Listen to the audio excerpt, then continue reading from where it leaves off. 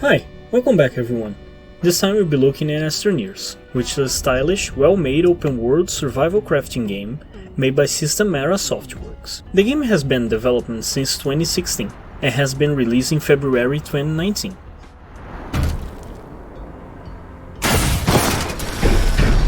They've just released a new free DLC on June 24, which is centered around automation. It adds a ton of new content and new ways to interact with the environment.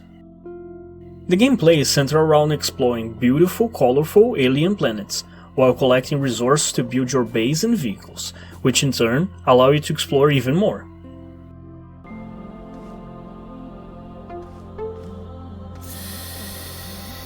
Its low-poly minimalist style, with crazy neon colors, sci-fi soundtrack and sound effects, complete the outer space feeling. And as you play through the game, the immersive feeling of being alone on a foreign alien planet starts to build up.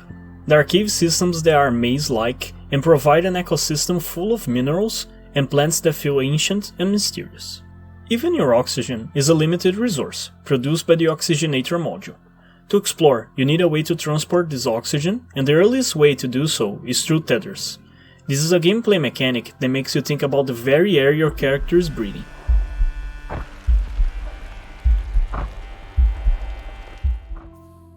The only other game I know that makes you think about oxygen like this is Oxygen Not Included, a game we will be covering the channel in a few weeks, so be sure to subscribe and hit the notification bell to be reminded when it's released. When talking about flora, they are sometimes neutral and sometimes hostile, and are probably the first threat you ever find in Astroneer. These plants vary from exploding and gas expelling to simple, colorful trees.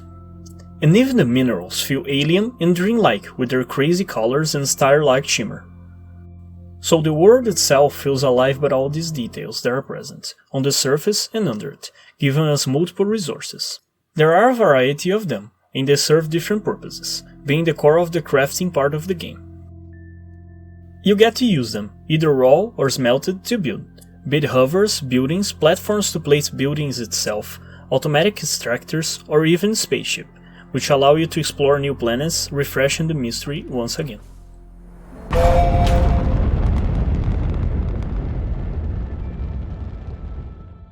Your interaction with resources are made through your terraforming tool.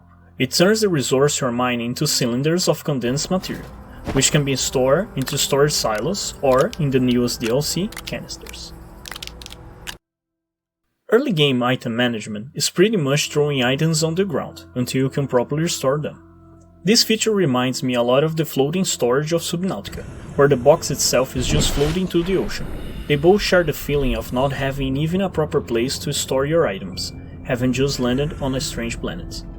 The terraforming tool also alters the planet itself, allowing you to lower, raise, or even level the ground. This complements the base building aspect of the game. With the possibility of altering the terrain, you can give character to your base, making it look city-like if you so desire. The terraforming tool isn't the only example where Astroneer delivers a multi-purpose feature.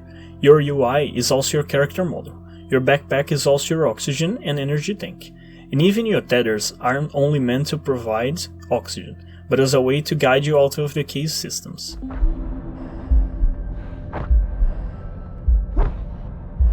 I find this kind of multi-purpose design fascinating, and I always come back to Downwell when I think about it. There's elegance in having a single mechanic be a solution to multiple problems. Every interaction you have with resources are tied to modules, the in-game building system. Resources can be stored in storage modules or combined in manufacturing modules to generate new ones. Not every module is unlocked from the start. You'll have to earn bytes, the in-game resource for research in the catalog, if you wish to advance your colony even further. One way to obtain bytes is through research modules, by analyzing some of the alien plants and minerals. Every module you build needs to be placed on platforms, which act as the base for large and medium modules. The game crafting is done through printers, which require resources and energy to function. Small crafting can be done in your backpack, but as you progress, you need larger printers, which in turn require more energy to be used. These energy modules are required for power, and as such, needed for a functional base. Energy sources are eolic, solar, nuclear, and combustion. There are also batteries to account for downtime of sun and wind. This is important because on different planets, you have to use different sources of energy, as some planets have very little sun or wind, and as such, you need to rely on other means of energy. To build some of these modules, you need to refine materials, which can be obtained through different processes. Some of them require multiple steps, from the smelting of a raw ingot to combining in a chemistry lab. You can even collect gases from the atmosphere, using a specific module for it, or even more minerals from the soil by processing residual soil canisters. Another way you can collect resources is by trading scraps. This can be done by breaking debris and using them on trading stations. Space exploration is also very present in this game. To do so, you need to build a space shuttle with different sizes varying what you can carry on it, and once you do, you can explore multiple planets, with different flora, hazards, and even resources. Exploring these new planets feel like playing a new game. They have different flora, wind and sun exposure, their design varies greatly, and with each planet you explore, you get that feeling of mystery and awe-back. Planets are also procedurally generated, meaning that this alive feeling is maintained through different playthroughs. This feature reminds me a lot of No Man's Sky, from its procedural solar system to the way you analyze alien resources to progress. They are certainly within the same category. The latest Automation Edition fits the game perfectly, where you can use arms to move small items, automatically extract resources, and even store items in bulk.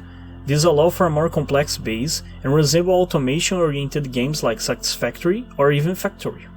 The game features two modes: Adventure, which you have a natural progression through the game, and Creative, where you can fly, obtain items from the catalog, and alter terraform configurations, such as width, strength, and even color of the terrain. There's also co-op up to 8 players on dedicated servers, or 4 players when connected through Steam, Xbox Live, or PSN. Dedicated servers have cross-platform support. I think it's good to mention there is a microtransaction shop, but it only sells cosmetics, having no effect on gameplay. Finally, it's clear this game is a labor of love, developed with a lot of care from a team that's consistently delivering quality with every new update. It's definitely a game to look out for if you're looking for a sci-fi crafting game that's immersive and has quality content. Astroneer is available on PC, Xbox and PS4. Be sure to check their page for information on pricing.